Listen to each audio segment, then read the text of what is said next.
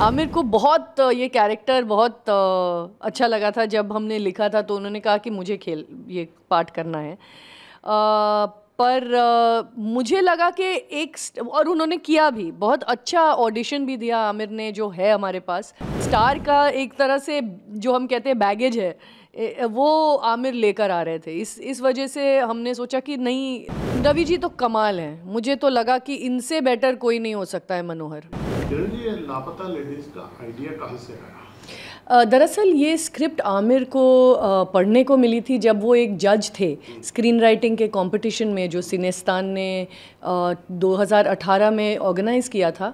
और पढ़ते ही उनको ये कहानी बहुत अच्छी लगी और आगे जाके उस कंपटीशन में इस कहानी को प्राइज़ भी मिला था।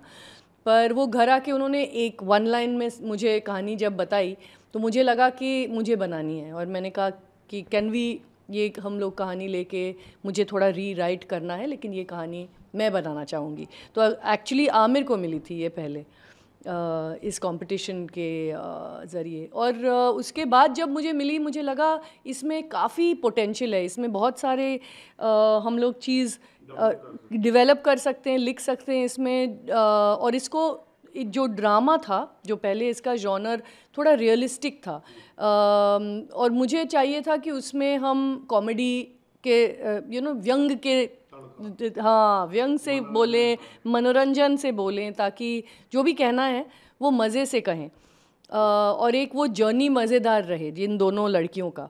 तो बिप्लब जी जिन्होंने कहानी लिखी थी, उन्होंने हमें कहानी दी डेवलप करने के लिए। और फिर हम, स्नेहा देसाई एक राइटर हैं जो थिएटर और टेलीविज़न में काफ़ी उन्होंने काम किया है, उन्होंने ये स्क्रीन प्ले और डायलॉग सारे उन्होंने लिखी हैं।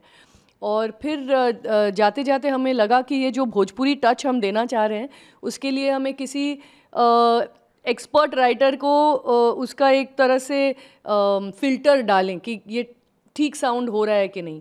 तो इसके लिए हमने दिव्यनिधि शर्मा नाम के एक राइटर को लिया था।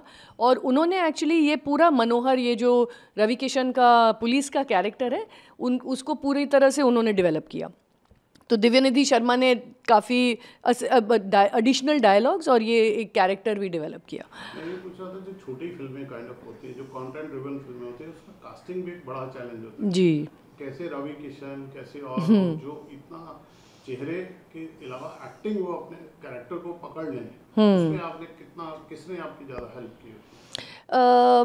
एक्चुअली एक तरह से आमिर ने काफ़ी हेल्प किया, क्योंकि उन्होंने सपोर्ट इस ख्याल को किया कि हम फ्रेश एक्टर्स के साथ ये बनाएं, ताकि लोगों को कोई एक्सपेक्टेशन ना रहे कि क्या होने वाला है, उनको भी सरप्राइजेस लगें, उनको भी एक तरह से कुछ चीज़ें डिस्कवरी के तौर से मिलें, ताकि एक अलग अलग जर्नी बन जाए।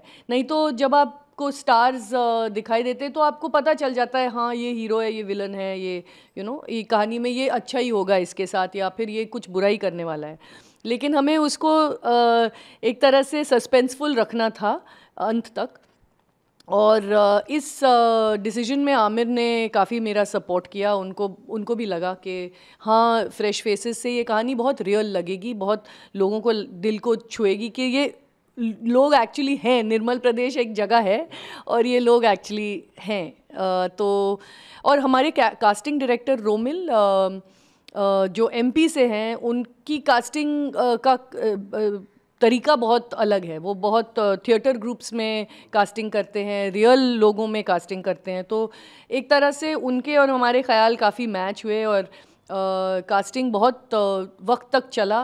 कास्टिंग का प्रोसेस हमने एक्चुअली लॉकडाउन के थोड़ा बाद एक्चुअली कास्टिंग शुरू की, सेकेंड वेव के बाद।